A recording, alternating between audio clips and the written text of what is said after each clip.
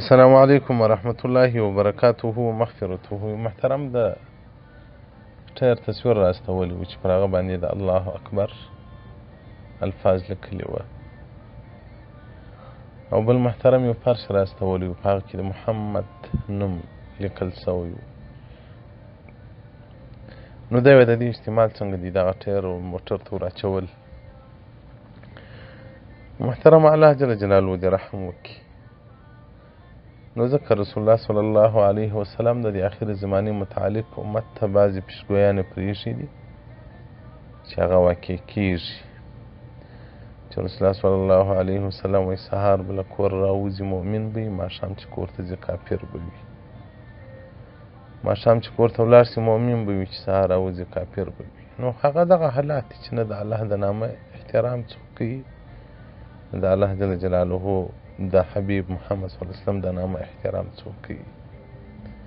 فقهای کرام وایي پر کوم شي باندې چې تورې نوشتایي د الف با تا دا تورې د حروف مجرده یا مقطعه دغو ته هم دومره احترام سته لکه د قرآن تورو ته، ځکه قرآن جوړ له الف و ب و ی څخه دی. که الف بیا تر ی پورې راواخلې ټول قرآن کې دغه تورې نغښتې دي. نو فقهای کرام وایي مکروه دي، مکروه تحریمي دي، ګناه ده کښېنستل پر هغه فرش و غالۍ باندې چې پر هغه باندې د الله جل جلاله نوم لیکلی، ځکه په دې کې وایي د الله د نامه سپکاوی دي. نو دا ټایر خو لا محترمه چاړه ګرمه که په هغه ځای باندې یې ور وموښه، هغه د الله اکبر نوم به ورک شي. او دغه رنګه بعضې چپلکې پر هغو باندې خطونه لیکل سوي، او دغه کم فرض چې دی محترمه دغه نوم ځینې پرې کړي کاټ کړي، نو دا به څنګه ستاسو ایمان قبول کړي چې د محمد په نامه باندې پښه ایږدي.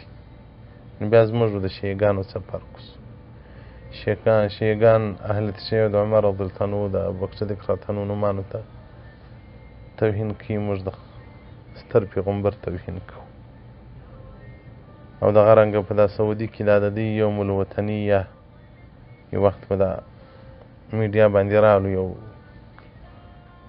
هغه هم ښځه و ګوټونه یې په پښو پر دا ګوټو باندې لا اله الا محمد رسول الله لیکلي و.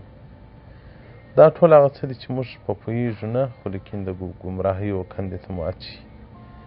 نو محترمینو په دې کې ډېر پوره نهایي احتیاط وکړئ. فتاوی هندیه جلد نمبر 5 صفحه 322 الباب الخامس بآداب المسجد والمصحف. والسلام علیکم ورحمة الله وبرکاته ومغفرته.